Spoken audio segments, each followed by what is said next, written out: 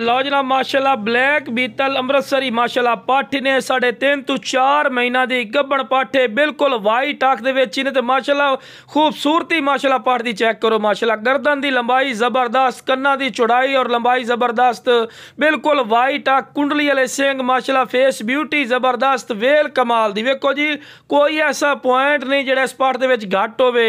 बाकी बिरा डिमांड ही मुनासिब होसी अपनी डिमांड ही होनी जी 65,000 दी है जी 60,000 दी है ਇਹਦੇ ਨਾਲ ਦੀ ਬਣਨੀ ਬੰਦ ਹੋ ਗਈ नहीं ਵੀਰਾ अपना बिल्कुल जायज़ और मकूल राइट हो सी बाकी ਵੀਰਾ खूबसूरती हुसन क्वालिटी और तुहाडी अखां दे सामने माशाल्लाह पैर बनन क्योंकि तुहानू वीडियो बना के चेक करवावनी है माशाल्लाह कमाल दी चीज़ ने लेकिन ਵੀਰਾ जेड़ा ਵੀਰਾ पहले कॉल कर सी ना